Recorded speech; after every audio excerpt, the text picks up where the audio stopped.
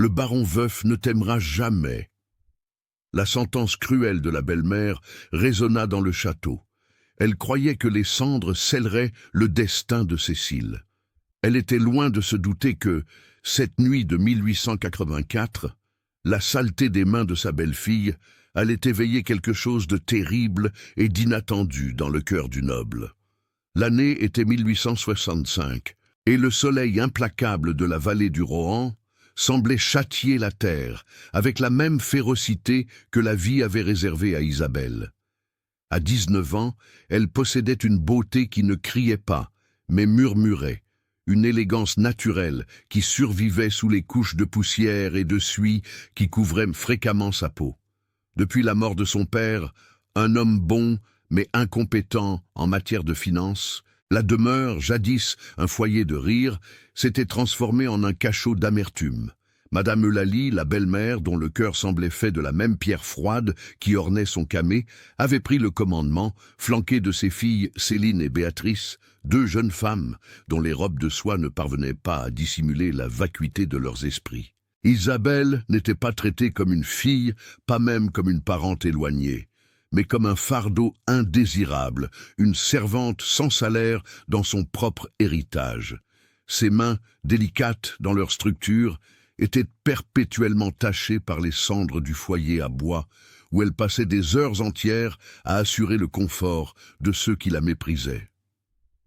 Ce matin fatidique, l'air du salon était épais, chargé de l'odeur de lavande bon marché et de la tension d'une dette impayable. Le baron Arthur de Valois, le seigneur des terres voisines et créancier implacable du défunt père d'Isabelle, exigeait le paiement. Il n'y avait pas d'or, pas de bijoux, seulement l'honneur entaché d'une famille en déclin. C'est alors que l'esprit pervers de madame Eulalie conçut le plan. « Tu iras, sale gamine !» clama la belle-mère, avec un rire sec qui résonna dans les salons vides, dépourvus de meubles précieux. Ses yeux brillaient d'une malice calculée. « Le baron a besoin de domestiques au château. Tu le serviras en paiement des erreurs de ton père. C'est la seule valeur que tu aies pour nous maintenant. » Isabelle leva son visage sali de suie, mais le menton haut, avec une dignité qui irritait profondément sa belle-mère. Céline et Béatrice riaient derrière leurs éventails, chuchotant comment l'ogre de la vallée dévorerait leur pauvre sœur de fortune. « Le baron veuf ne t'aimera jamais, » siffla madame Eulalie, s'approchant, son souffle aigre effleurant le visage d'Isabelle. « C'est un homme mort à l'intérieur. Tu ne seras qu'une ombre dans ses couloirs, jusqu'à ce que la dette soit payée, ou jusqu'à ce qu'il se lasse de ton incompétence et te jette au port. » La calèche venue la chercher n'arborait pas le blason doré des Valois, mais c'était un véhicule de charge, poussiéreux et fonctionnel, plus semblable à un cercueil sur roue qu'à un transport de personnes. Isabelle monta sans regarder en arrière, emportant seulement un baluchon de vêtements rapiécés et le rosaire en perles de bois qui avait appartenu à sa mère. Tandis que les roues écrasaient le gravier de la route, l'éloignant du seul monde qu'elle connaissait, elle ne pleura pas. Les larmes étaient un luxe qu'elle ne pouvait se permettre. Le voyage dura des lieues interminables, à travers des plantations de café ondulantes, une mer vert foncé qui soutenait la richesse de l'Empire. L'odeur de terre mouillée et de café fraîchement torréfié emplissait l'air. Un parfum qui pour beaucoup signifiait de l'or, mais pour Isabelle, à ce moment-là, avait l'odeur de l'exil. Quand le château du domaine de Valois apparut à l'horizon, le cœur d'Isabelle manqua un battement. C'était une forteresse à l'architecture coloniale imposante, avec de hautes fenêtres qui ressemblaient à des yeux noirs et vides observant la vallée. Des balcons de pierre encerclaient la construction, et bien que la grandeur fût indéniable, il y avait une aura d'abandon, une tristesse palpable qui émanait des murs blanchis à la chaux. Le jardin, que l'on disait avoir été la fierté de la région, était envahi par les herbes folles, comme si la nature avait décidé de porter le deuil avec le propriétaire. La calèche s'arrêta dans la cour arrière, loin de l'entrée principale réservée aux nobles. Isabelle descendit, se sentant petite face à cette immensité de silence. Elle fut accueillie par Firmin, le majordome, un homme aux cheveux gris et à la posture rigide, dont les yeux cependant trahissaient une bonté fatiguée. « Suivez-moi, dit-il, sans préambule, mais sans l'âpreté à laquelle elle était habituée. Le baron souhaite vous voir, une simple formalité. » Ils marchèrent le long des larges couloirs, où le son de leurs pas résonnait sur le parquet en bois noble et ciré. L'odeur de cire et de bois ancien était forte, mêlée à une subtile effluve de tabac et de vieux livres. La maison semblait retenir son souffle, un mausolée de souvenirs intouchés. Firmin ouvrit les portes doubles de la bibliothèque et la pénombre de la pièce engloutit Isabelle. Les lourds rideaux de velours étaient tirés, ne laissant passer que des raies de lumière qui dansaient dans la poussière en suspension. Au fond de la pièce, assis dans un fauteuil en cuir sombre, devant une cheminée éteinte, il était là. Le baron Arthur de Valois se leva lentement. C'était un homme grand, aux larges épaules qui semblait porter le poids du monde. Son visage, marqué par des traits sévères et une barbe naissante, était le paysage d'une profonde désolation. Ses yeux sombres et pénétrants se fixèrent sur Isabelle, non pas avec désir ni avec colère, mais avec une indifférence glaciale qui coupait plus profondément que n'importe quelle insulte. C'était un homme qui avait construit des murailles infranchissables autour de son propre cœur, une forteresse où l'espoir n'avait pas la permission d'entrer. « C'est donc cela la monnaie d'échange » dit-il, sa voix un baryton grave et rauque d'inactivité. Il ne s'approcha pas, il resta dans l'ombre, comme une bête blessée qui préfère l'obscurité de sa tanière. Isabelle sentit l'impulsion de s'incliner, de demander pardon d'exister, comme Madame Eulalie le lui avait enseigné. Mais quelque chose dans la tristesse de cet homme, une douleur qui faisait écho à la sienne, la fit se tenir droite. Elle vit sous le masque de froideur et d'arrogance l'abîme de solitude dans lequel il vivait. « Je suis Isabelle, monsieur, » répondit-elle, la voix ferme, bien que ses mains tremblassent légèrement, cachées dans les plis de sa robe simple. « Je suis venu servir et payer la dette de mon père. » Le baron fit un pas en avant, entrant dans le filet de lumière. Isabelle put voir la cicatrice d'une douleur ancienne sur son expression, un deuil que 3 années n'avaient pas réussi à adoucir. Il regarda ses mains, notant les marques de cendres qu'elle n'avait pas réussi à laver complètement avant le voyage. « Des mains de labeur » murmura-t-il d'un ton indéchiffrable. Ce n'était pas du mépris, mais une constatation. « Ici, il n'y a pas de place pour les délicatesses, jeune femme. Cette maison est un tombeau. Si vous vous attendez à des bals et des rires, retournez à la misère d'où vous venez. »« Je n'attends rien, baron, » dit Isabelle, soutenant son regard. Une audace qui la surprit elle-même. « Je ne fais que remplir mon devoir. Le travail ne m'effraie pas. La solitude non plus. » Un silence pesant plana entre eux, donc chargé de mots non dits. Le baron l'étudia un instant plus longtemps, comme s'il cherchait en elle la fausseté et l'ambition qu'il voyait habituellement chez tous ceux qui l'approchaient. Mais dans les yeux d'Isabelle, il ne trouva qu'une sérénité limpide, un miroir d'eau calme au milieu de la tempête. « Firmin vous montrera vos quartiers et vos tâches, » la congédia-t-il, lui tournant brusquement le dos, retournant à son fauteuil et à son obscurité. « Ne me dérangez pas à moins que la maison ne soit en flammes. » Isabelle fit une brève révérence et sortit, le cœur battant à tout rompre contre ses côtes. Elle avait survécu à la première rencontre avec la bête. Alors qu'elle suivait Firmin vers les appartements des domestiques, elle jeta un coup d'œil par une fenêtre poussiéreuse sur le jardin mort. Une étrange certitude s'installa dans sa poitrine. Cette maison n'avait pas seulement besoin de nettoyage et d'ordre, elle avait besoin de vie. Et malgré la peur, Isabelle sentit que peut-être son destin était irrévocablement lié à ce lieu sombre et à l'homme solitaire qui l'habitait. À partir de cet automne, la routine d'Isabelle commença. Ses mains, habituées au travail ardu sur le domaine de son père, polissaient maintenant les meubles en palissandre et préparaient le café qui embaumait chaque recoin du château. Le silence dans cette demeure était assourdissant, brisé seulement par le grincement des planches et les chuchotements discrets des domestiques qui la regardaient avec un mélange de pitié et de curiosité. Elle était loin de se douter que sur ce sol aride de tristesse, les graines d'une transformation inimaginable étaient sur le point d'être plantées. Les jours au domaine de Valois s'étiraient avec une lenteur mélancolique, rythmée par le pendule de la grande horloge du hall, dont les battements semblaient compter le temps d'un deuil sans fin. Isabelle, fidèle à sa promesse silencieuse, se plongea dans le travail. Aucune tâche n'était trop petite ou indigne pour elle.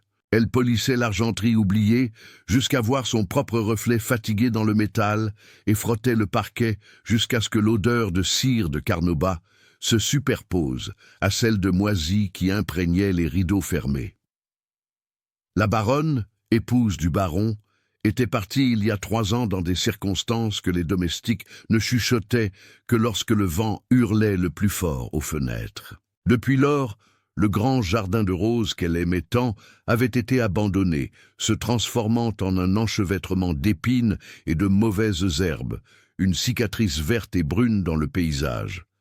Personne n'osait le toucher, comme si le baron désirait que la nature pleure avec lui, étouffant la beauté sous le poids de l'abandon. Isabelle, cependant, portait en elle l'entêtement de la vie, qui s'obstine à germer dans les fissures du béton.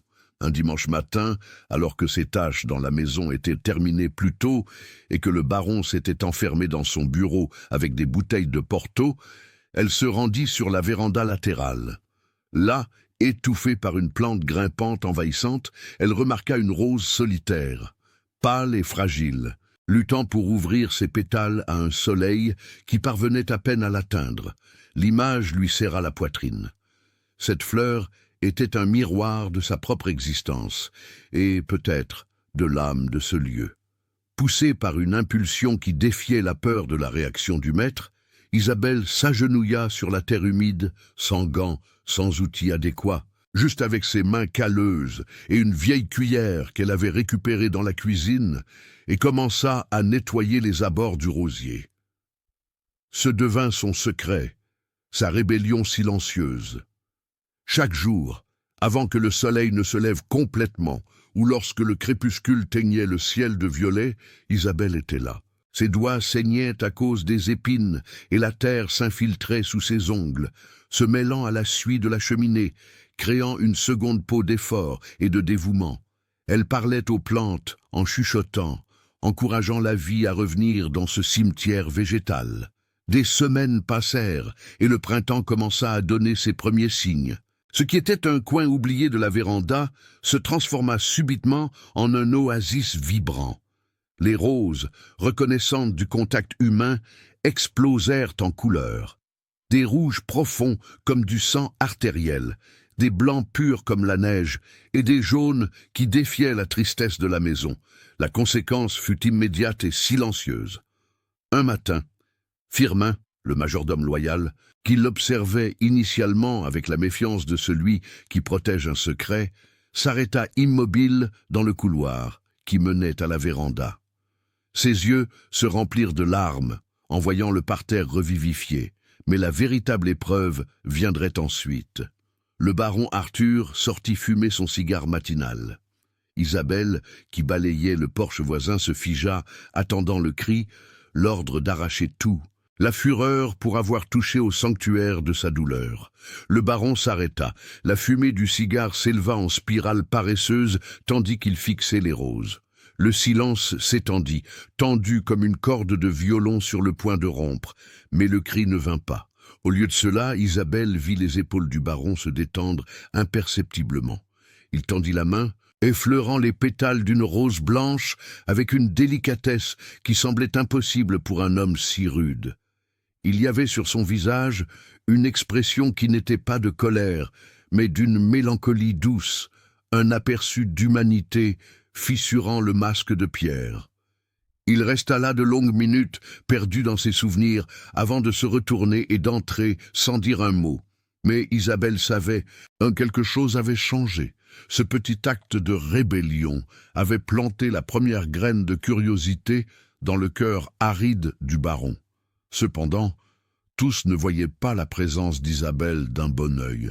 Dans les plantations de café qui s'étendaient comme un océan vert autour de la maison, l'intendant Horace observait. Homme corpulent, au visage transpirant et aux petits yeux avides, Horace gouvernait les travailleurs avec un fouet à la main et l'ambition en tête. Il voyait la décadence émotionnelle du baron comme un tremplin pour sa propre ascension, rêvant du jour où il administrerait le domaine, non comme employé, mais comme associé ou propriétaire. En fait, la présence de cette Cendrillon, comme il l'appelait avec dédain, l'incommodait. Isabelle n'était pas seulement une servante. Elle avait des yeux trop intelligents, elle observait trop. Horace s'apercevait qu'elle remarquait les sacs de café qui disparaissaient ou les outils qui étaient remplacés avec une fréquence suspecte. « Cette jeune femme apportera des problèmes, Firmin, » dit Horace un jour, crachant du tabac sur le sol propre de la cuisine au grand dégoût du majordome. Le baron devrait la renvoyer dans le caniveau d'où elle est venue. Une femme jolie et pauvre. Dans la maison d'un homme veuf, c'est une flamme près de la paille. « Elle travaille, Horace. Plus que vous, je dirais, » rétorqua Firmin sèchement. Le lien silencieux entre le majordome et la jeune femme commençait à se solidifier. L'hiver arriva avec force cette année 1865, apportant des vents glacés qui hurlaient à travers les fissures des fenêtres du château. Par une nuit particulièrement froide, le baron semblait plus reclus que d'habitude, refusant le dîner et s'enfermant dans la salle de musique, une pièce qui était restée fermée depuis la mort de son épouse. Isabelle, finissant de laver les casseroles dans la cuisine, entendit. C'était un son timide au début, des notes éparses qui bientôt prirent corps et fluidité. Le piano. Attirée par une force invisible, elle sécha ses mains sur son tablier et marcha sur la pointe des pieds jusqu'aux portes entr'ouvertes de la pièce. La lumière des bougies projetait de longues ombres sur les murs. Le baron Arthur était assis au piano, le dos tourné à la porte. Il ne jouait pas une valse de salon ou une pièce technique pour impressionner des invités. Il effleurait une mélodie triste, ancienne, qui semblait jaillir directement d'une blessure ouverte dans son âme. Isabelle s'appuya sur le chambranle de la porte, hypnotisée. La musique racontait l'histoire qu'il refusait de dire, l'histoire d'un amour perdu, d'une culpabilité corrosive, d'une solitude qui lui rongeait les os. Elle le vit s'arrêter, les épaules tremblant légèrement, et porter une main à son visage. Une seule larme, elle en était sûre. Bien qu'elle n'ait pu la voir, ce moment changea tout pour Isabelle. Le monstre, l'ogre de la vallée, disparut. À sa place, il ne restait qu'un homme brisé. Son cœur, si maltraité par sa propre famille, ressentit une vive piqûre de compassion. Le baron, sentant une présence, pivota brusquement sur le tabouret. En voyant Isabelle, ses yeux se durcirent un instant, la honte d'avoir sa vulnérabilité exposée se transformant en défense. Il referma le couvercle du piano avec un claquement sec. « Il est tard, dit-il, la voix rauque. Allez dormir. »« La musique était magnifique, monsieur, » dit Isabelle doucement avant de faire une révérence et de se retirer. Elle ne s'excusa pas d'avoir écouté. La beauté de sa douleur ne méritait pas d'excuses. Le baron resta à fixer l'espace vide où elle s'était tenue, l'écho de sa voix douce flottant dans l'air froid. Le temps, ce guérisseur silencieux et parfois cruel, continua son cours. Par un après-midi de tempête dévastatrice, le ciel de la vallée du Rohan s'assombrit comme s'il était nuit en plein midi. Des éclairs déchiraient l'horizon et le tonnerre faisait trembler les vitres dans leur cadre. Soudain, un bruit assourdissant secoua le domaine, suivi de cris venant de la cour. La foudre avait frappé la grange principale, où étaient entreposés le foin sec et certains des chevaux les plus précieux du baron. Tandis que la plupart des serviteurs couraient de panique ou se cachaient, Isabelle agit. Sans penser au danger, elle courut sous la pluie torrentielle. L'odeur de bois brûlé et d'ozone était suffocante. Les flammes léchaient déjà le côté de la grange et les hennissements de terreur des animaux étaient déchirants. Le baron était déjà là, luttant pour ouvrir les portes coincées, criant des ordres que le vent emportait. Il ressemblait à un démon luttant contre l'enfer, sa chemise de lin trempée collée à son corps. « Isabelle, sortez d'ici !» cria-t-il en la voyant. Elle l'ignora. Elle prit un seau d'eau à l'un des abreuvoirs extérieurs et le jeta sur les flammes qui bloquaient l'entrée. Puis elle courut aider à débloquer le verrou. Grâce à la force combinée des deux, la porte céda. La fumée noire s'échappa en un rouleau dense, les faisant tousser violemment. « Les chevaux !» cria Isabelle, se couvrant le nez avec la manche de sa robe et entrant dans l'obscurité enfumée. « N'est-ce pas trop dangereux ?» tenta le baron, mais elle était déjà partie. Il jura et courut derrière elle. Ensemble, au milieu de la chaleur et de la fumée, ils libérèrent les animaux terrorisés, les guidant vers la sécurité de la pluie. Isabelle, le visage maculé de suie, les cendres marquant à nouveau sa peau, calmait un étalon noir avec une fermeté impressionnante, lui murmurant des mots de réconfort tandis qu'elle le conduisait dehors. Lorsque le dernier animal fut sauvé et que les travailleurs parvinrent enfin à maîtriser le feu avec l'aide de la pluie, le baron et Isabelle se trouvèrent sous l'auvent de la remise à outils, épuisés, trempés et sales. L'adrénaline commençait à retomber, laissant un tremblement dans leurs mains. Le baron regarda Isabelle. Sa robe était ruinée, ses cheveux collés à son visage et ses mains étaient noires de charbon et de brûlures superficielles. Mais ses yeux brillaient d'une vie intense. « Vous êtes folle, » dit-il. Mais il n'y avait pas de colère dans sa voix. Il y avait de l'étonnement. « Vous auriez pu y mourir. »« Et vous aussi, monsieur !»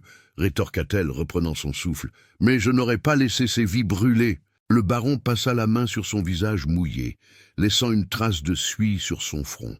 Il regarda la grange fumante, et pour la première fois, baissa complètement sa garde devant elle. « Cécile, mon épouse, elle aimait cet étalon que vous avez sauvé, » confessa-t-il, la voix presque inaudible sous le bruit de la pluie. « Elle aimait cet endroit plus que tout. Quand elle est morte, j'ai eu l'impression que le domaine mourait avec elle, que je mourais avec elle.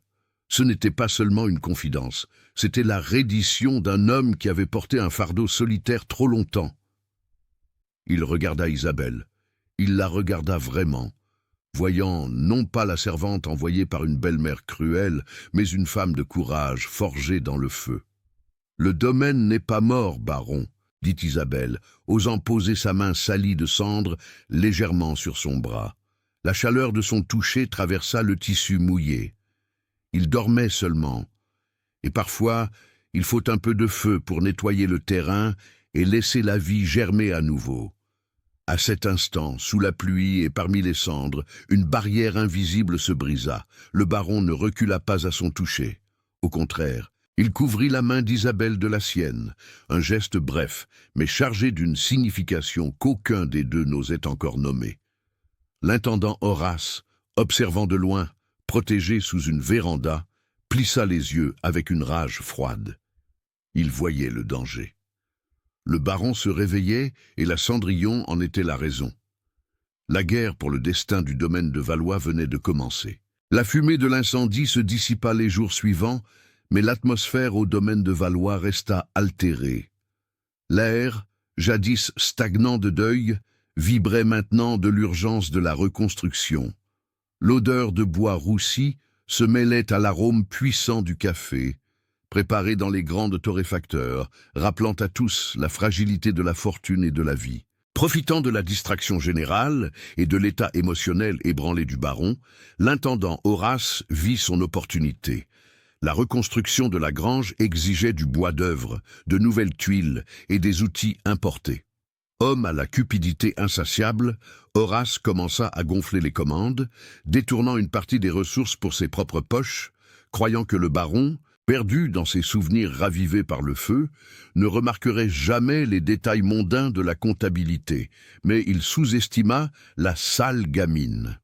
Isabelle, dont les mains calleuses connaissaient aussi bien la terre que la plume, avait été chargé par Firmin d'organiser les papiers éparpillés dans le bureau provisoire, tandis que le bureau principal était en cours de nettoyage. L'éducation que son père lui avait donnée, bien qu'elle ne servît pas les salons de la cour, était parfaite pour l'administration d'une propriété en crise. Par un après-midi pluvieux, tandis qu'elle transcrivait les dépenses dans le grand livre, les yeux d'Isabelle se plissèrent. Les comptes d'Horace ne concordaient pas. Il y avait des écarts dans les valeurs des billes de bois d'œuvre et des quantités de clous qui auraient suffi à construire 3 granges, pas une. Elle ne courut pas vers le baron. Isabelle savait que sa parole, la parole d'une servante donnée en paiement, valait peu contre celle de l'homme qui gérait le domaine depuis une décennie. Au lieu de cela, elle chercha Firmin. « Monsieur Firmin ?» murmura-t-elle, trouvant le majordome en train de polir l'argenterie dans l'office. Elle glissa le livre de compte sur la table, montrant les lignes tremblantes écrites par Horace. Les mathématiques de l'intendant sont créatives. Voyez le prix des tuiles. C'est le double de ce que mon père payait au dépôt du village, et la qualité de l'écriture est inférieure. Firmin ajusta ses lunettes sur son nez, analysant les chiffres. Son visage, généralement impassible, se durcit. Il était loyal au baron et à la mémoire de la baronne avant tout. « Vous avez un œil d'aigle, jeune femme », murmura-t-il en refermant le livre avec un léger bruit. « Laissez-moi le livre. Le baron n'entendra pas cela de vous, pour votre protection, mais il l'entendra de moi. » La conséquence fut subtile, mais dévastatrice pour l'ego d'Horace. Les jours suivants, le baron Arthur, instruit par Firmin, commença à remettre en question chaque dépense, exigeant de voir les matériaux personnellement. Horace, pris de court, balbutiait et transpirait froidement, contraint de rendre une partie de l'argent, sous prétexte d'erreur de calcul. Il jetait des regards venimeux en direction de la maison, sachant instinctivement que cette surveillance soudaine portait la marque d'Isabelle.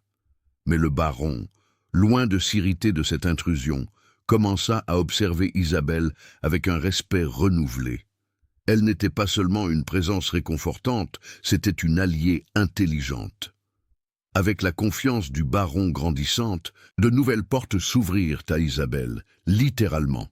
Arthur, percevant l'organisation impeccable qu'elle avait apportée au chaos de la maison, lui demanda de cataloguer la bibliothèque et quelques effets personnels qui avaient été empilés dans un coin sombre du bureau, des objets qu'il évitait de regarder depuis 3 ans.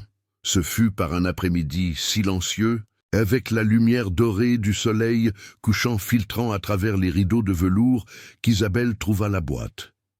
Elle était en palissandre, avec des incrustations de nacre et avait appartenu à la baronne Cécile.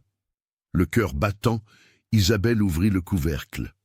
L'odeur de roses séchées et de lavande s'échappa, un fantôme olfactif de la femme qui y avait régné. Il y avait des lettres attachées avec des rubans de soie, de délicats gants de dentelle et un éventail en ivoire. Mais au fond de la boîte, quelque chose détonnait de cet univers de luxe. Isabelle retira une petite médaille en métal bon marché, usée par le temps et le contact constant.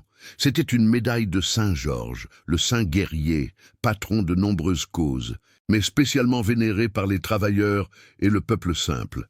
À côté d'elle, un morceau de papier plié révéla un dessin au fusain. Le trait était amateur, mais plein de vie.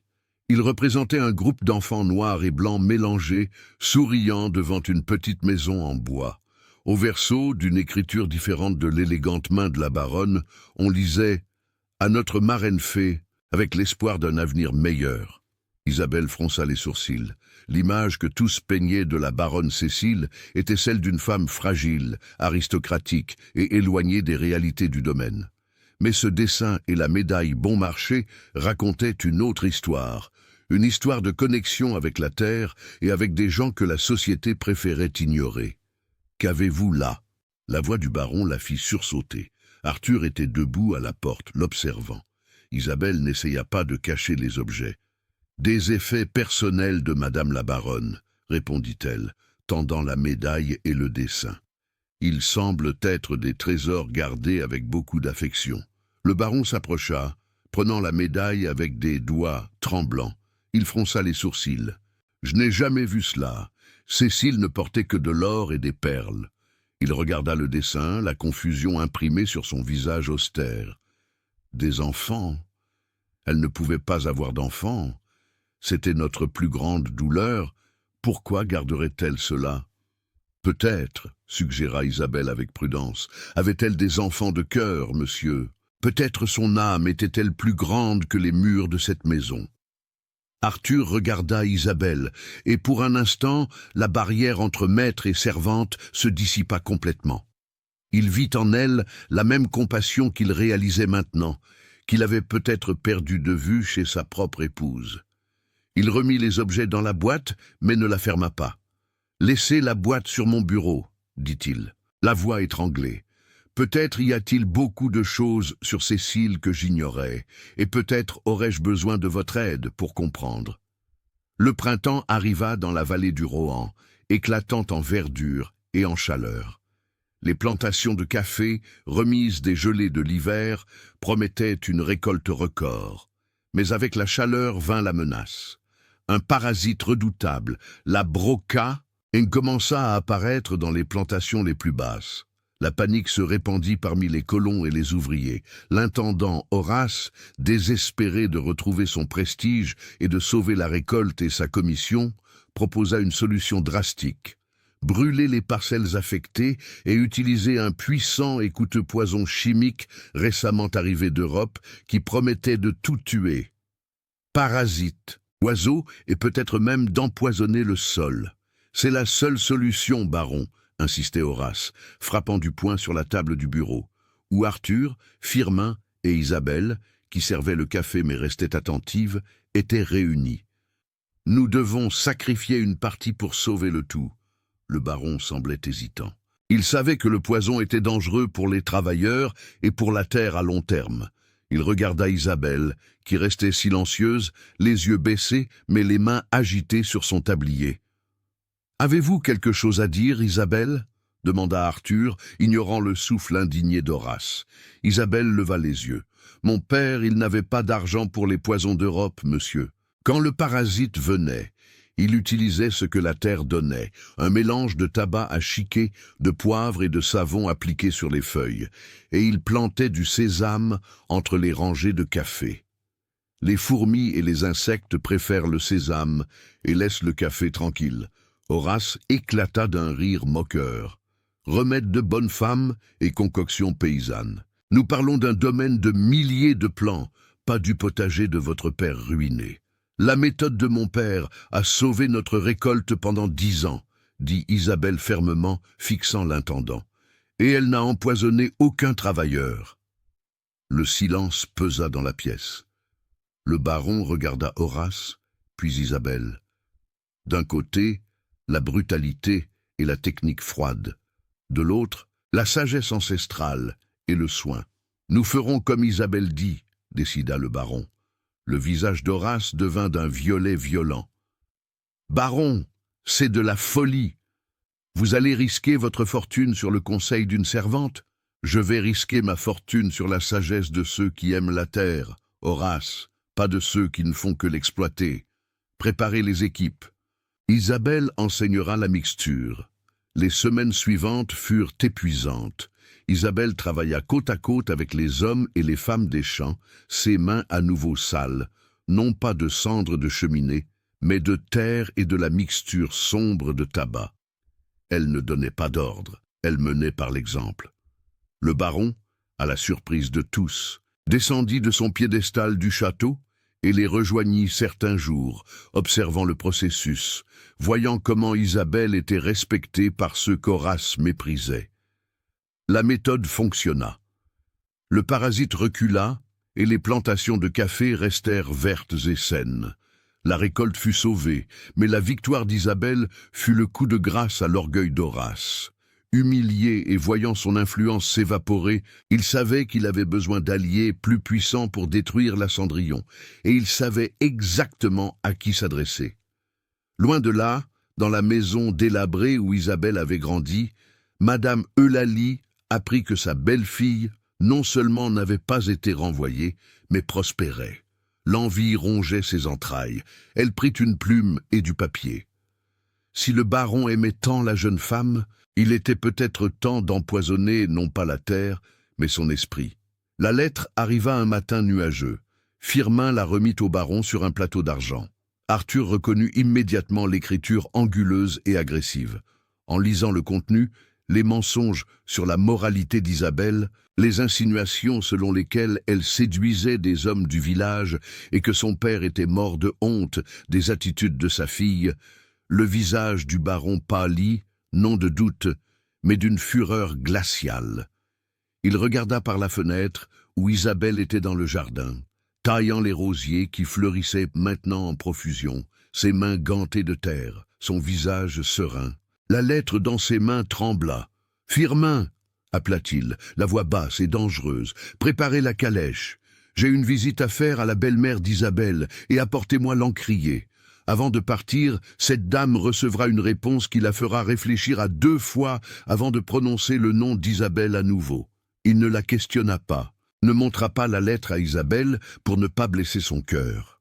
À ce moment-là, le baron Arthur de Valois réalisa qu'il ne protégeait pas seulement une servante compétente, il protégeait la seule lumière qui avait osé briller dans son obscurité, et malheur à celui qui tenterait de l'éteindre. Le baron ne rendit pas visite personnellement à Madame Eulalie ce jour-là. Sa fureur, bien que volcanique, fut contenue par la froideur aristocratique que ses ancêtres lui avaient léguée. Au lieu de donner à cette femme le plaisir de sa présence courroucée, il s'assit à son bureau en chêne massif et écrivit. La plume griffait le papier avec violence, mais les mots étaient d'une distance cinglante. Il informa la belle-mère qu'Isabelle était sous sa protection directe et que toute nouvelle tentative de diffamation ou de contact indésirable entraînerait l'exécution immédiate et intégrale de la dette de la famille, ce qui les plongerait dans la misère absolue, sans toit ni nom. En scellant la lettre avec la cire rouge du blason des Valois, Arthur sentit qu'il ne faisait pas seulement fermer une enveloppe, mais sceller un pacte silencieux de garde sur la jeune femme qui, dehors, taillait ses roses. La lettre partit, et avec elle une partie du poids que le baron portait. Une nouvelle saison approchait, et la vallée du Rohan se préparait pour les fêtes de la Saint-Jean. C'était une période où les distinctions sociales, bien que rigides, s'accordaient une brève trêve sous la lumière des feux de joie et le son des violons. Au château, l'attente était palpable parmi les domestiques, mais Isabelle restait résignée. Pour une fille rejetée, les fêtes étaient des souvenirs de fenêtres par lesquelles elle épiait la joie des autres. Cependant, la veille de la fête qui devait avoir lieu dans le village voisin, le baron la trouva en train de polir les chandeliers dans le couloir. « Firmin m'a dit qu'il y a une célébration ce soir au village, » dit-il, sans la regarder directement, faisant semblant d'examiner un tableau au mur. « Oui, monsieur. C'est la nuit de la Saint-Jean, » répondit Isabelle, sans arrêter le mouvement rythmique de la flanelle. « Et pourquoi portez-vous encore ce tablier ?»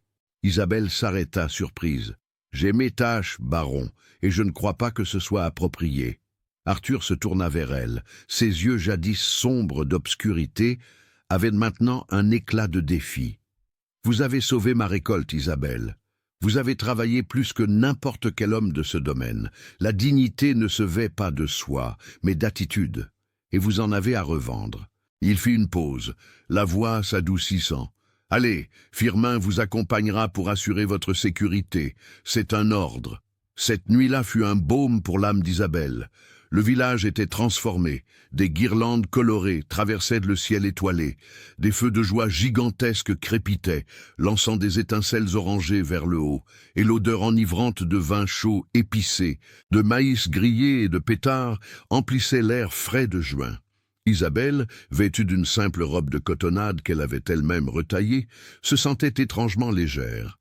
Aux côtés de Firmin, qui avait troqué la livrée de majordome pour des vêtements civils et paraissait 10 ans plus jeune, elle marchait parmi les étals. Il n'y avait pas de regard méprisant. Les travailleurs du domaine la saluaient avec respect, ôtant leurs chapeaux, reconnaissant du sauvetage du café qui assurait la subsistance de tous. C'est alors que Firmin s'éloigna pour acheter un morceau de gâteau de campagne que le destin tissa à nouveau sa toile. Isabelle s'éloigna de la chaleur intense du feu de joie principal, cherchant un peu d'air frais près de la chapelle du village. Assise sur les marches de pierre, une figure solitaire observait la fête avec des yeux qui semblaient avoir vu un siècle d'histoire. C'était une dame noire, aux cheveux blancs, comme du coton tressé près du cuir chevelu, enveloppée dans des châles colorés. Isabelle la reconnut des histoires chuchotées dans la cuisine. C'était Kitri, la guérisseuse qui vivait à la lisière de la forêt, respectée et crainte pour ses connaissances en herbe et en prière. Isabelle se sentit poussée à s'approcher. Il y avait une force magnétique chez la vieille femme. « La nuit est belle pour les vivants, jeune femme, » dit Kitri, sa voix rauque comme le son de feuilles sèches piétinées. Elle ne regarda pas Isabelle. Ses yeux étaient fixés sur les flammes lointaines. « Oui, madame, » répondit Isabelle respectueuse. Kitri tourna lentement le visage. En faisant face à Isabelle, un sourire édenté et énigmatique s'ouvrit. « Vous avez l'odeur de la terre et de la fleur, un mélange dangereux et béni. Les roses du baron se sont remises à pleurer du parfum, dit-on. » Isabelle sourit, embarrassée. « J'ai seulement nettoyé les mauvaises herbes, madame. »« Nettoyer les mauvaises herbes, c'est ouvrir la voie à la vérité, » rétorqua la guérisseuse. C'est alors que la lumière du feu de joie éclaira le cou de Kitri. Suspendu à un simple cordon de cuir reposait un ancien médaillon d'argent oxydé. Isabelle retint son souffle. L'objet balançait doucement et en son centre, gravé en relief usé, se trouvait le même blason, un écu avec 2 lions et une fleur de lys, qu'elle avait vu tant de fois sur l'anneau de chevalière du baron Arthur et sur l'argenterie de la maison. L'esprit d'Isabelle tourna. Comment une guérisseuse qui vivait isolée pouvait-elle posséder un bijou avec le blason des Valois? Ce n'était pas quelque chose que l'on trouvait perdu sur la route. C'était une pièce de famille. Ce médaillon, commença Isabelle en le désignant discrètement. Kitri toucha l'argent froid avec tendresse, ses vieux yeux devenant soudainement astucieux. « C'est un souvenir, jeune femme, que le sang et la terre boivent de la même pluie. Il y a des liens que l'argent n'achète pas et que le temps ne délie pas. » Avant qu'Isabelle ne puisse en demander davantage, Firmin réapparut, apportant 2 morceaux de gâteau fumant. En voyant Kitri, le majordome s'arrêta net et un échange de regards rapide et indéchiffrable passa entre lui et la guérisseuse. Kitri hocha simplement la tête, se leva avec une agilité surprenante pour son âge et disparut dans la foule, laissant Isabelle avec le goût d'un mystère en bouche, plus fort que celui du gingembre du vin chaud. Le retour au château fut silencieux. Isabelle regardait la silhouette imposante de la demeure se découper sur le clair de lune et sentait que les murs de pierre gardaient des secrets bien plus profonds que la douleur d'un veuf. La connexion entre la noblesse des Valois et la sagesse ancestrale de Kitri était un fil lâche que sa curiosité implorait de tirer. Les jours qui suivirent, le baron semblait être sorti d'un long hiver. Bien qu'il fût encore un homme de peu de mots et de rares sourires, la sévérité de son visage s'était adoucie. Il passait plus de temps hors du bureau, supervisant les travaux, ou simplement marchant dans le jardin qu'Isabelle continuait d'agrandir. Percevant l'aptitude d'Isabelle à l'organisation et la sensibilité avec laquelle elle traitait les souvenirs de la maison, Arthur fit une demande qui surprit tout le monde, en particulier Horace, qui se promenait maintenant sur le domaine comme un chien battu, ruminant sa vengeance. Isabelle l'appela le baron un matin alors qu'elle arrangeait des fleurs fraîches dans le vase du hall d'entrée. « La bibliothèque et l'ancienne chambre de couture de Cécile sont un chaos.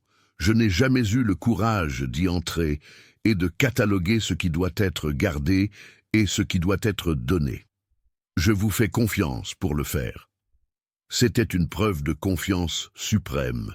Lui donner accès aux appartements privés de la défunte baronne, c'était lui permettre de toucher à l'intimité de la famille. Isabelle accepta la tâche avec la gravité d'une mission sacrée. La chambre de couture était imprégnée d'un air figé, le temps congelé à l'instant de la mort de Cécile. Des tissus fins étaient pliés sur les tables et des aiguilles étaient encore piquées dans des coussins de velours. Pendant des jours, Isabelle travailla là, cataloguant dentelles, boutons et livres de poésie. Ce fut au fond d'un coffre en camphre, caché sous des couches de laine, que ses doigts trouvèrent quelque chose de rigide et relié en cuir bleu. C'était un journal intime, et sous celui-ci, une liasse de lettres attachées, avec un ruban jaune décoloré. La curiosité lutta avec l'éthique, mais le souvenir du médaillon de Kitri et du dessin des enfants parla plus fort. Isabelle ouvrit le journal. Les premières pages étaient des notes triviales sur le temps et les dîners mondains, mais à mesure qu'elle avançait, l'écriture de Cécile devenait plus pressée, plus passionnée. Il y avait des codes, des noms échangés. Elle parlait d'un sanctuaire dans la forêt, de petites âmes qui avaient besoin de lumière. Les lettres adressées à une amie dans la capitale étaient plus explicites. « Ma chère », disait l'une des lettres datées de mois avant la mort de la baronne, « Arthur ne comprendrait pas. C'est un homme bon, mais il est le fils de son temps et de son titre. Ce que je construis dans le vieux pavillon est dangereux aux yeux de la société. Mais c'est la seule chose qui donne un sens à mes jours, en dehors de son amour. Enseigner à lire, c'est donner des ailes. Et je suis en train de créer une volée d'oiseaux libres juste sous le nez de l'Empire. S'il le découvre, je crains que son honneur ne parle plus fort que son cœur. » Isabelle s'assit par terre, les lettres éparpillées autour de sa jupe. Son cœur battait à tout rompre. La fragile baronne Cécile, la femme que tous disaient morte de mélancolie, vivait en réalité une double vie de courage révolutionnaire. Le dessin des enfants trouvé précédemment n'était pas une rêverie, c'était un portrait de ses élèves. Et Kitry devait être la gardienne de ce secret dans la forêt. Isabelle regarda la porte fermée. Le baron Arthur aimait la mémoire d'une femme qu'il ignorait en fait complètement. Révéler cela pourrait détruire l'image immaculée qu'il avait de son épouse, ou pourrait le blesser avec le sentiment de trahison. Mais garder le secret semblait mal, surtout quand l'héritage de Cécile, ses enfants, cette école, devait être abandonné depuis 3 ans. Tandis qu'Isabelle méditait son dilemme, l'été approchait, apportant la chaleur humide, et avec elle la saison sociale de la vallée. Le châtelain de Montaigne, voisin et ancien rival politique du baron, annonça un grand bal dans son domaine.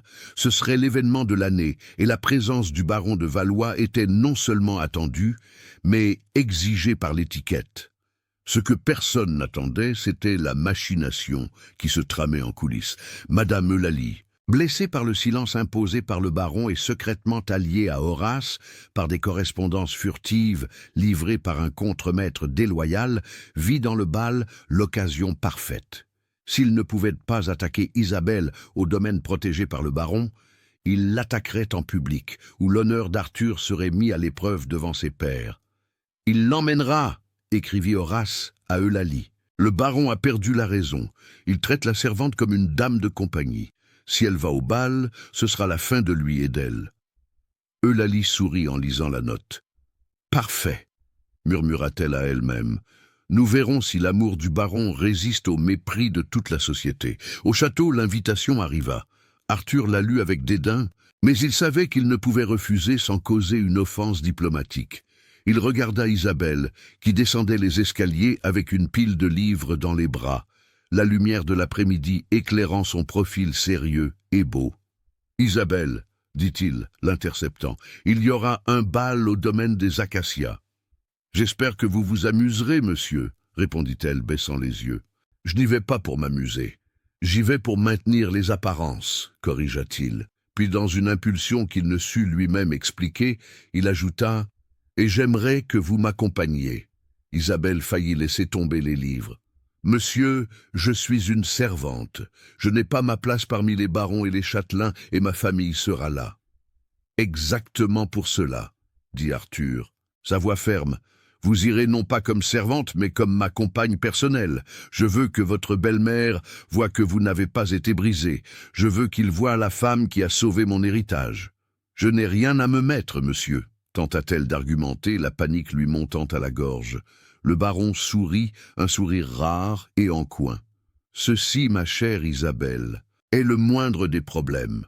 Dans le coffre de Cécile, il y a des robes qui n'ont jamais été portées. Je suis sûr qu'elle ne s'en soucierait pas. » En fait, il regarda le plafond comme s'il parlait à son épouse défunte. « J'ai le sentiment qu'elle l'approuverait énormément. » Isabelle sentit un frisson. S'il savait ce qu'elle avait découvert dans les journaux, il saurait à quel point il avait raison. Cécile, la rebelle secrète, adorerait voir la Cendrillon entrer dans le salon des nobles. La nuit du bal arriva. Isabelle, vêtue d'une robe de soie bleu nuit, qui rehaussait la couleur de ses yeux et la dignité de sa posture, ressemblait à une reine exilée reprenant son trône. Firmin, en la voyant, dut essuyer une larme discrète. Le baron, portant sa redingote la plus élégante, lui offrit le bras. « Ils attendent tous une servante salie de cendres, murmura-t-il alors qu'il montait dans la calèche. Nous allons leur donner quelque chose qu'ils n'oublieront jamais. » Mais ce qui les attendait au domaine des acacias n'était pas seulement de l'admiration. C'était un piège tissé de venin et de mots, prêt à se déclencher au moment où ils mettraient les pieds dans le salon. La musique jouait, mais les notes de la discorde étaient déjà dans l'air. La calèche s'arrêta devant l'escalier de marbre du domaine des acacias. L'éclat de centaines de bougies dans les chandeliers de cristal s'échappait par les fenêtres ouvertes, se répandant sur la pelouse bien entretenue. La musique, une valse de Strauss, flottait dans l'air nocturne, se mêlant au brouhaha de l'élite de la vallée du Rohan. Isabelle sentit son estomac se nouer. Ses mains, gantées de dentelle blanche pour cacher les marques du travail, serraient le tissu de la robe bleu nuit, comme une planche de salut. « Respirez » murmura Arthur à ses côtés. Il ne la regarda pas, mais sa présence était solide comme un roc. Ils flairent la peur comme des chiens de chasse. « Entrez la tête haute, vous êtes ma compagne, et cela suffit. » Le laquais ouvrit la porte. Le baron descendit le premier et lui tendit la main. Au toucher de ses doigts, Isabelle sentit un courant électrique parcourir son bras, une sécurité qui fit taire la panique. Elle descendit et le bruissement de la soie lourde annonça son arrivée. L'entrée dans le salon fut un moment qui resterait gravé dans la mémoire de la vallée pendant des décennies. Lorsque l'annonciateur proclama le baron Arthur de Valois et mademoiselle Isabelle, le silence tomba comme une guillotine sur l'orchestre et les conversations. Isabelle n'était pas seulement belle, elle était radieuse, d'une manière que la richesse héritée ne pouvait acheter. La robe de Cécile, ajustée à la perfection par elle-même pendant ses nuits d'insomnie, semblait avoir été faite pour sa peau mate et ses yeux sombres comme des prunelles. Mais ce n'était pas la robe qui choquait, c'était l'audace. La servante, la fille rejetée, était là au bras du veuf le plus convoité, le plus reclus de la région. De l'autre côté du salon, entourée de ses filles, qui portaient des robes d'un rose exagéré, Madame Eulalie laissa tomber son éventail. Ses yeux se plissèrent, transformant le choc initial en haine pure.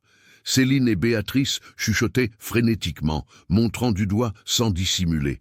L'audace de cette canaille, siffla-t-elle assez fort pour que les voisins l'entendent, utilisant les vêtements de la défunte comme si elle était de la noblesse. Arthur sentit la tension dans le bras d'Isabelle, mais le serra doucement, maintenant le pas ferme vers le centre du salon. Le châtelain de Montaigne, hôte de la fête et homme qui aimait un bon scandale, s'approcha avec un sourire qui n'atteignait pas ses yeux. « Baron de Valois, quelle agréable surprise de vous voir hors de votre réclusion, » dit le châtelain, ses yeux parcourant Isabelle avec une curiosité lascive. « Et qui est cette charmante créature qui a réussi à vous sortir de votre tanière ?»« C'est Isabelle, » répondit Arthur, la voix cinglante, « la responsable de l'administration interne de ma maison et, oserais-je dire, du sauvetage de ma récolte de café cette année. » Un murmure parcourut le salon. Une femme qui administre, une servante au bal. Ce fut le moment qu'attendait Madame Eulalie. Rompant le cercle des curieux, elle avança comme une frégate de guerre, traînant ses filles. « Administration !» Eulalie laissa échapper un rire strident et artificiel. « Allons, baron, n'essayez pas de dorer la pilule. Nous savons tous qui elle est, la fille d'un ruiné. Envoyez nettoyer le sol de votre maison en paiement d'une dette. Une Cendrillon qui, apparemment, a volé les vêtements de sa maîtresse morte pour jouer à la princesse. » Le silence dans le salon devint absolu. L'orchestre s'arrêta. Isabelle sentit son visage brûler. L'humiliation publique, le cauchemar qui l'avait hanté depuis l'enfance, se matérialisait devant des centaines d'yeux. Elle fit mine de lâcher le bras d'Arthur et de reculer, de fuir ce nid de serpents, mais il la retint fermement, implacablement. Arthur se tourna lentement vers Eulalie. Son expression était illisible, mais ses yeux brûlaient d'un feu froid. « Madame parle de dettes et de paiements, Madame Eulalie, » commença-t-il, sa voix portant clairement dans le salon caverneux. Mais vous oubliez de parler de valeur.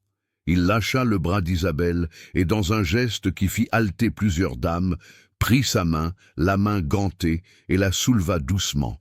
De l'autre main, il déboutonna le gant de dentelle blanche et le retira, révélant la peau d'Isabelle. Il y avait des marques là, de petites égratignures des rosiers qu'elle avait soignés, de subtiles taches de terre et de cendres qui, malgré tous les lavages, s'étaient incrustées dans les pores de ceux qui travaillent du lever au coucher du soleil, des callosités à la paume, formées par la houe et le balai. Madame Eulalie fronça le nez avec un dégoût théâtral. « Regardez, des mains sales, des mains de servante. » Le baron a perdu la raison d'apporter cet immondice dans un salon respectable. « Regardez bien !» ordonna Arthur, s'adressant à la foule, ignorant le venin de la belle-mère. « Madame Eulalie voit de la saleté. Moi, je vois de la dignité. » Il passa son pouce sur les callosités d'Isabelle, un geste de révérence. Ses mains ont sauvé des vies dans un incendie, tandis que beaucoup ici ne faisaient qu'observer. Ses mains ont soigné la terre qui porte mon nom, quand le poison de la cupidité a failli la détruire. Ses mains ont apporté la beauté, là où il n'y avait que la mort. Arthur fit un pas vers Eulalie, qui recula instinctivement. Madame dit que le baron veuf ne l'aimerait jamais. Eh bien, je vous le dis, devant Dieu et cette société hypocrite, la noblesse de cette jeune femme, avec ses mains marquées par le travail et les cendres, surpasse celle de quiconque arbore des titres hérités et des mains propres par l'oisiveté. Avoir les mains sales est le prix de l'honneur, alors ayons tous le courage de les salir. Il porta la main d'Isabelle à ses lèvres et baisa la paume calleuse, là même, devant le châtelain, la belle-mère et toute la vallée du Rohan. « Allons, Isabelle, dit-il, lui offrant son bras à nouveau. Cet endroit est trop petit pour vous. » Ils tournèrent le dos. Personne n'osa leur barrer le chemin.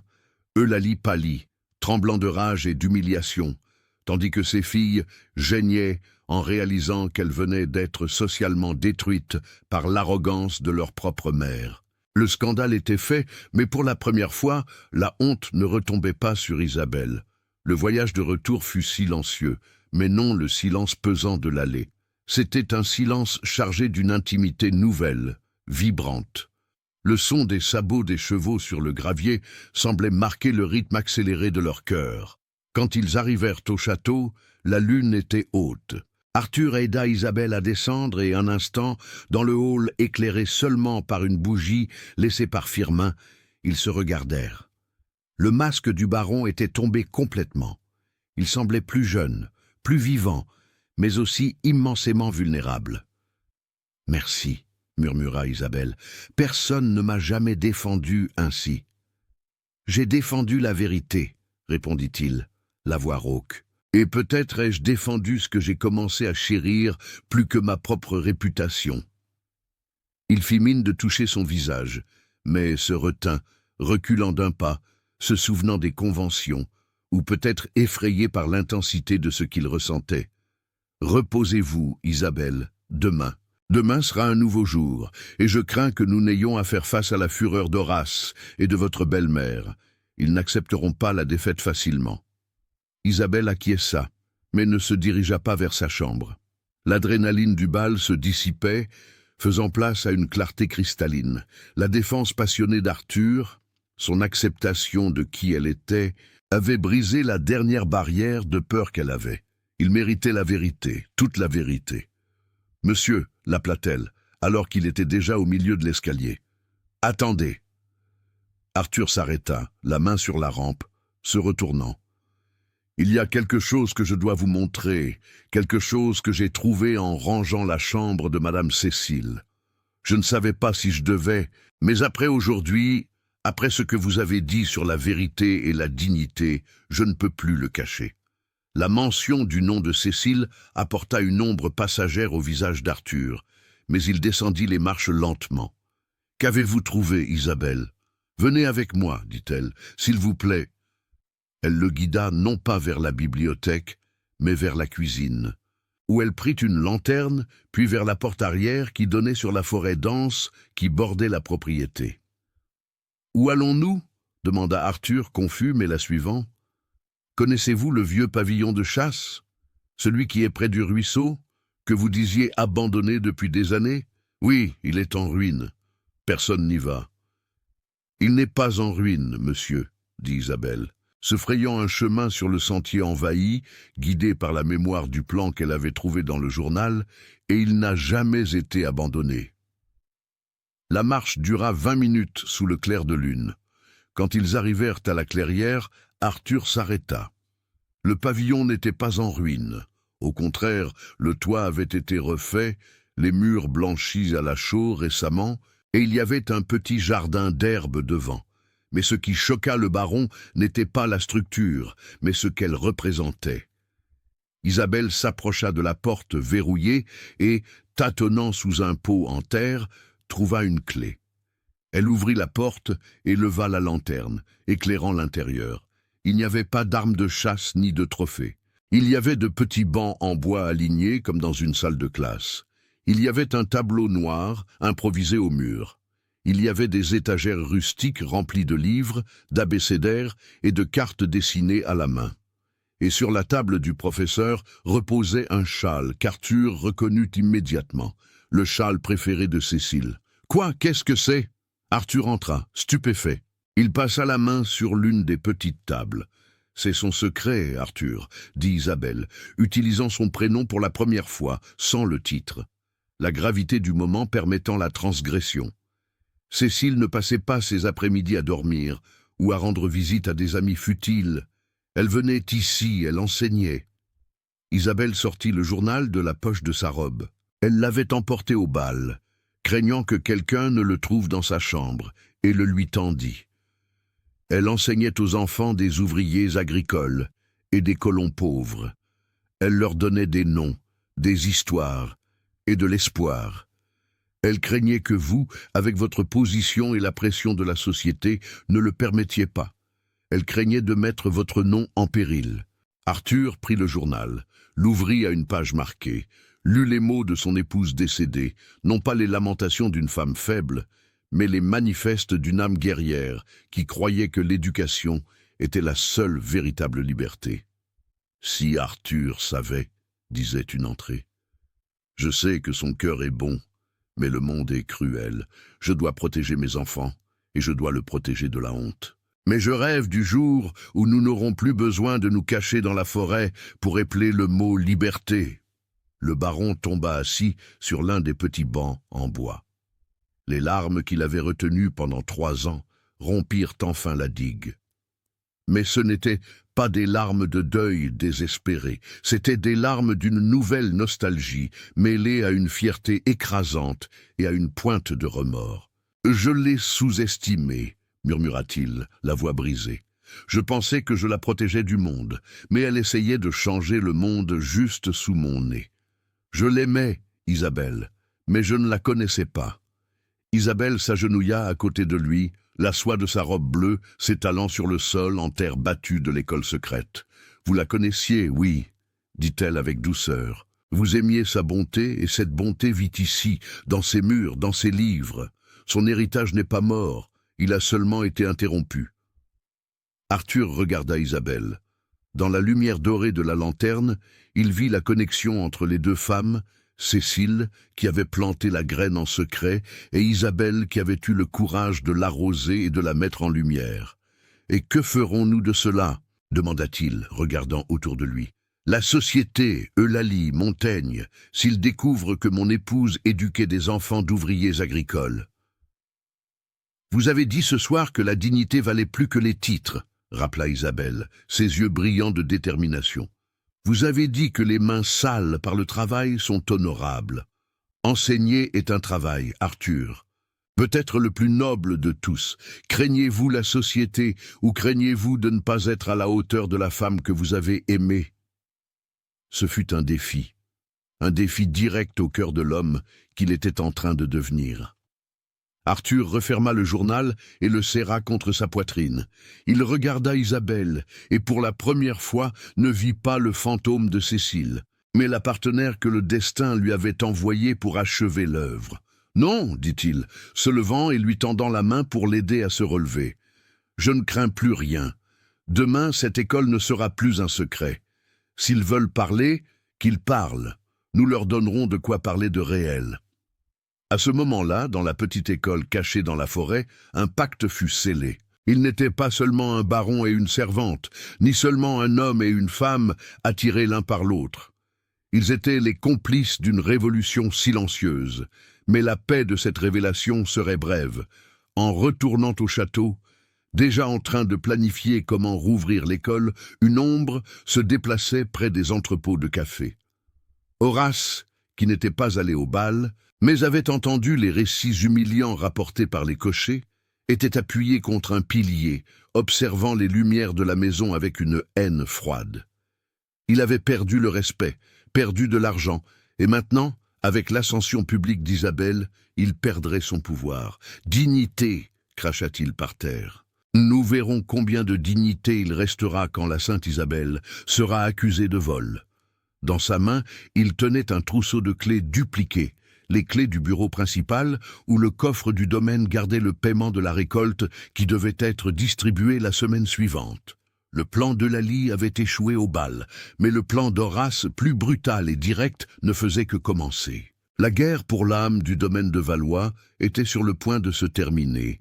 Le matin suivant, le bal n'apporta pas le repos mérité, mais le fracas d'une tempête humaine. Le soleil avait à peine dissipé la brume sur les plantations de café que des cris résonnèrent depuis la cour principale, brisant la sérénité qu'Isabelle et Arthur avaient partagée pendant de brèves heures. Voleurs, trahison au château. La voix était celle d'Horace et elle portait un triomphe mal dissimulé. Arthur, portant encore la chemise de lin de la veille, descendit les escaliers en courant, trouvant Isabelle déjà dans le hall, pâle, avec Firmin à ses côtés.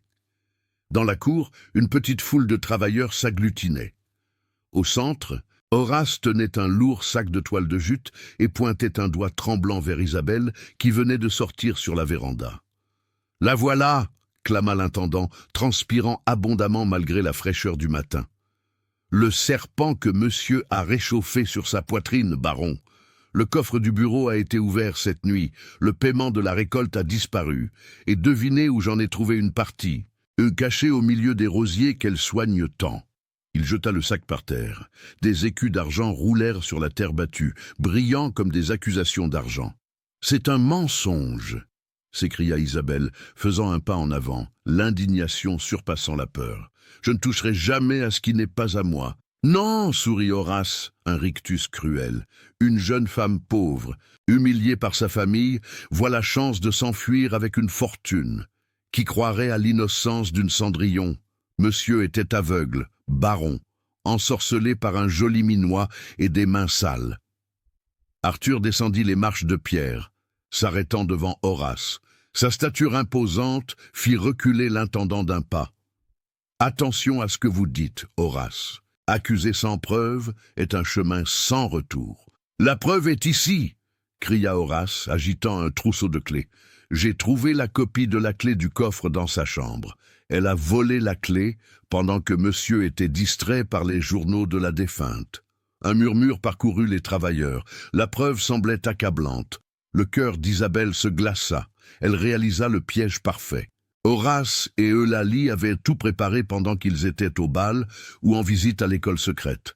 Mais avant que le baron ne puisse exploser en défense d'Isabelle, une voix calme et ferme coupa l'air. « Monsieur Horace a raison sur un point. Il y a eu un vol cette nuit. C'était Firmin. » Le majordome avança, apportant non pas une arme, mais un livre de registre et un témoin inattendu. Le jeune Théo, l'un des aides d'écurie. « Mais la clé n'a pas été volée par Isabelle », continua Firmin, ajustant ses lunettes. « Théo a vu monsieur Horace entrer dans la maison par la porte de service pendant le bal et a vu quand monsieur a remis un paquet à un cavalier qui est parti en direction de la maison de madame Eulalie. » Horace pâlit. « Ceci, c'est une calomnie d'un esclave. Théo est un homme libre, » tonna le baron, « et sa parole vaut plus pour moi que celle d'un homme qui surfacture des clous et du bois. » Firmin ouvrit le livre. « Et il y a plus, baron. Mademoiselle Isabelle, avec son astuce, a remarqué il y a des mois que les comptes ne concordaient pas. J'ai passé les dernières semaines à vérifier. Horace n'a pas seulement volé le paiement d'aujourd'hui. Il saigne le domaine depuis des années, en collusion avec Monsieur Gioot, et récemment avec la belle-mère de mademoiselle Isabelle, qui lui a promis une partie de l'héritage, au cas où il réussirait à marier l'une de ses filles avec monsieur. Le silence qui suivit fut absolu. Le masque d'Horace tomba, révélant la peur nue et crue. Il regarda autour de lui, cherchant du soutien, mais ne trouva que les regards durs des travailleurs qui l'avaient opprimé si longtemps. « C'est elle !» couina Horace, désignant le vide, désespérément. « Madame Eulalie, elle a tout planifié. Elle a dit que nous devions détruire la réputation de la jeune femme. »« Assez !» La voix d'Arthur fut un fouet. « Emmenez-le d'ici, livrez-le au délégué du village. » Et Madame Eulalie. Arthur regarda en direction de la route, ses yeux sombres comme la tempête. Elle recevra la notification de l'exécution de la dette aujourd'hui même. Elle et ses filles perdront tout. La méchanceté, enfin, fera payer son prix. Tandis qu'Horace était traîné, protestant et pleurant, Isabelle sentit ses jambes fléchir. La tension de moi, la peur constante, tout s'effondra. Elle serait tombée si Arthur ne l'avait pas soutenue, là même, devant tout le monde. « C'est fini, Isabelle, » murmura-t-il. « Ils ne vous toucheront plus jamais. » C'est dans ce moment de soulagement cathartique que la foule s'ouvrit à nouveau. Une silhouette marchait lentement dans la cour, frappant le sol avec une canne en bois. C'était Kitry. La vieille guérisseuse s'arrêta devant Isabelle et le baron. Le soleil du matin éclairait ses tresses blanches et le médaillon d'argent sur sa poitrine. « La vérité est comme l'eau, » dit Kitry, sa voix rauque résonnant d'une autorité ancestrale. « Elle trouve toujours une fente pour passer. » Elle regarda Isabelle. « Ils ont essayé de salir ton nom avec la terre, jeune femme. Ils t'ont appelé Cendrillon, aux mains sales de cendre, comme si c'était une honte. » Kitry leva la main et toucha le visage d'Isabelle. « Mais ils ont oublié l'histoire de cette vallée. Ton arrière-grand-mère n'était pas seulement une paysanne. Elle était la mère des herbes, la grande guérisseuse qui a sauvé cette région du choléra, bien avant que les Valois ne posent la première pierre de cette maison. Ses mains étaient toujours sales de cendre, cendre des feux où elle préparait les remèdes qui donnèrent la vie. Les gens l'appelaient « main de cendre », avec révérence, non avec mépris. Un soupir de reconnaissance parcourut les travailleurs les plus âgés. La légende était réelle. « Tu as son sang, Isabelle, » conclut Kitry en souriant. « Ta noblesse ne vient pas de papier ou de titres achetés. Elle vient de la terre, elle vient de la guérison. Les cendres sur tes mains ne sont pas de la saleté, elles sont ta couronne. » Le baron Arthur regarda Isabelle, la voyant sous une nouvelle lumière, si tant est que cela fût possible. Elle n'était pas une servante qu'il avait élevée. Elle était une reine de la terre qu'il avait eu la chance de trouver. La validation de Kitry détruisit le dernier vestige d'insécurité sociale qui aurait pu planer sur leur union. Les mois suivants furent une transformation vertigineuse. Le domaine de Valois devint un chantier non seulement de briques, mais de rêves. L'école de Cécile fut rouverte publiquement avec Isabelle et le baron à sa tête. Le scandale initial de la société se transforma en curiosité et finalement en une admiration réticente, forcée par la prospérité et la justice qui émanèrent de ces terres. L'été atteignit son apogée, apportant le parfum enivrant des roses qui dominaient maintenant tout le jardin, débordant par les murs de pierre. Par un après-midi doré, Arthur trouva Isabelle au même endroit où tout avait commencé, agenouillée dans la terre, prenant soin de ce premier rosier qu'elle avait sauvé. Elle portait une simple robe de coton clair, et ses mains, comme toujours, portaient les marques du travail. « Isabelle » l'appela-t-il. Elle se leva, essuyant ses mains sur son tablier, souriante. Son sourire était la plus belle chose qu'Arthur ait jamais vue de toute sa vie. « Baron !»« Arthur !» corrigea-t-il en s'approchant. Il semblait nerveux, une vulnérabilité qu'elle seule connaissait. « Vous souvenez-vous de ce que votre belle-mère a dit ce jour terrible où vous êtes arrivé ici ?» L'ombre d'un souvenir passa dans les yeux d'Isabelle.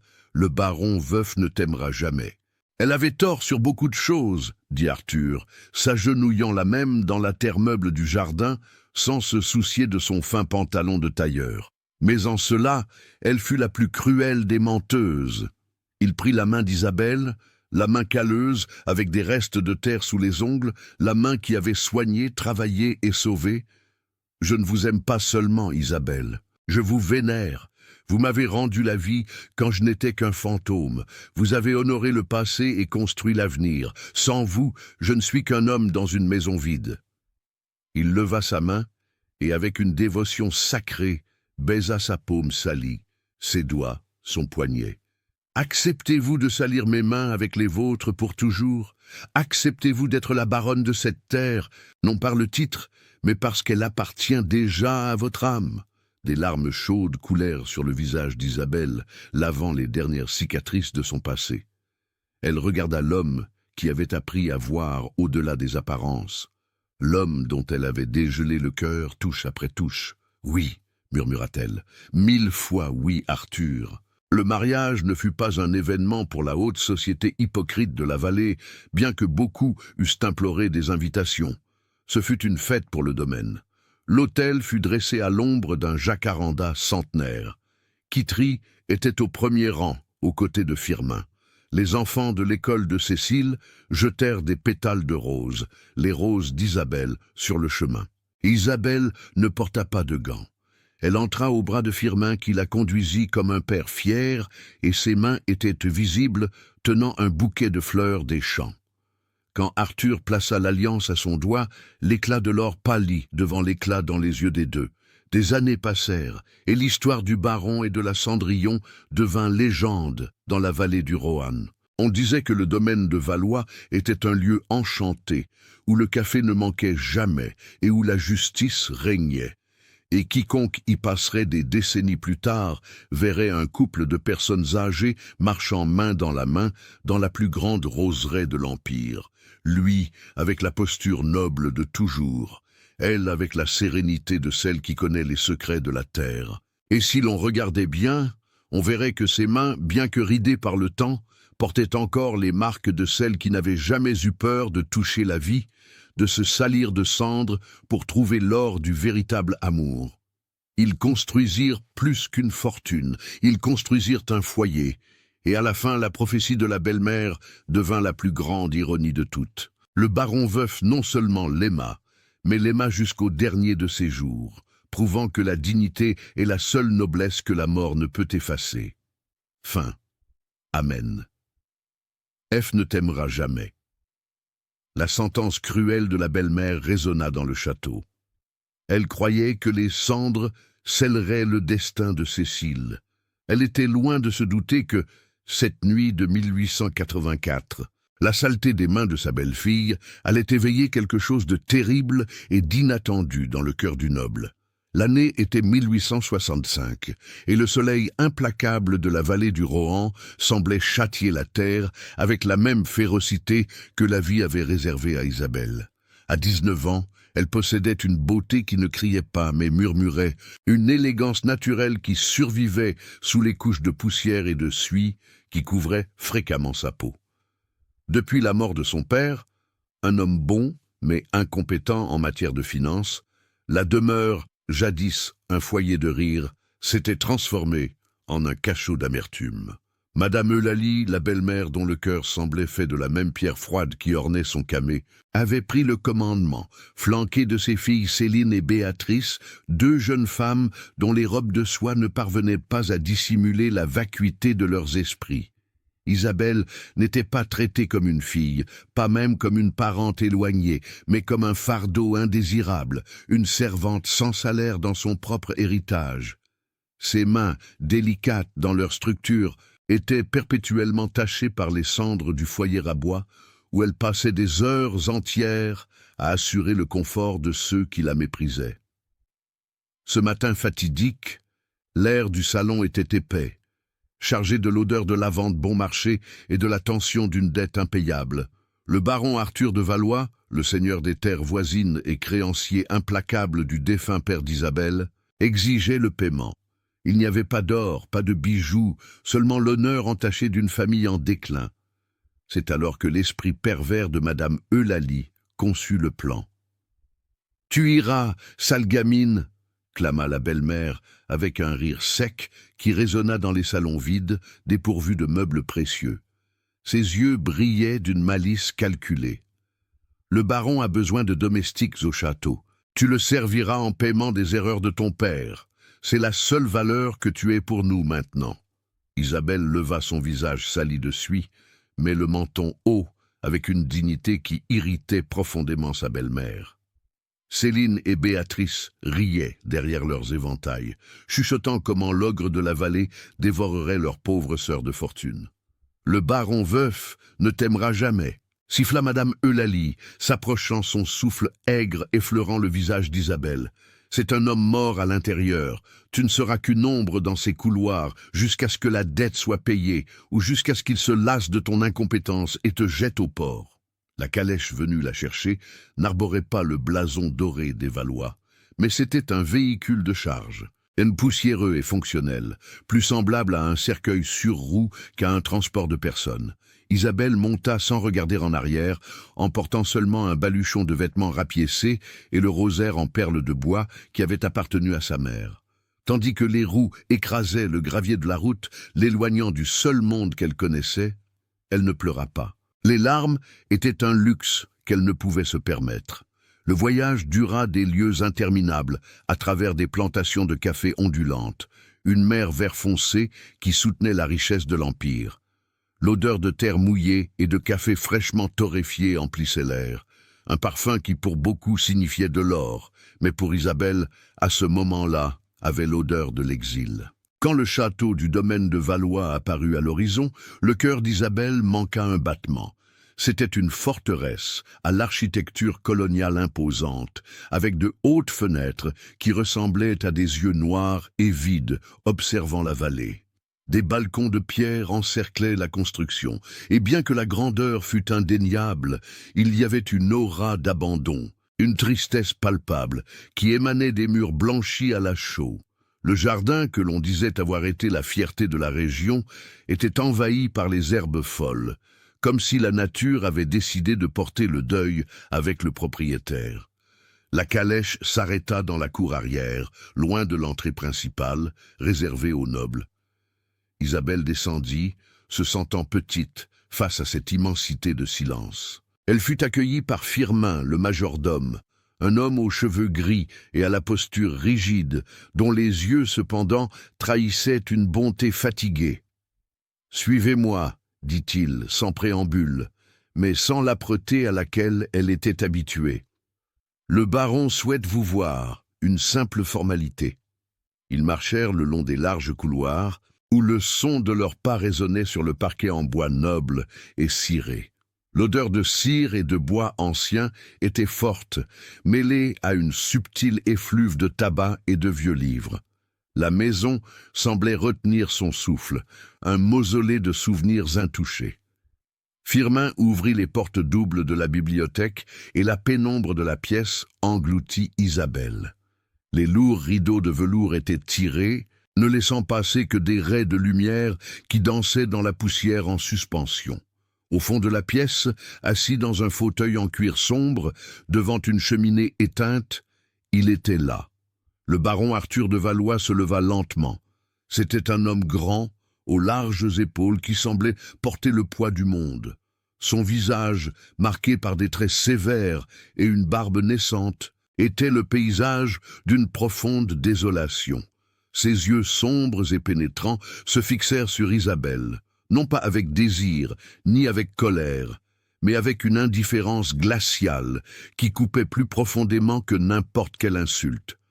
C'était un homme qui avait construit des murailles infranchissables autour de son propre cœur, une forteresse où l'espoir n'avait pas la permission d'entrer. « C'est donc cela la monnaie d'échange, » dit-il, sa voix un baryton grave et rauque d'inactivité.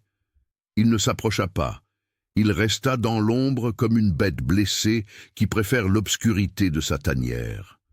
Isabelle sentit l'impulsion de s'incliner, de demander pardon d'exister comme Madame Eulalie le lui avait enseigné.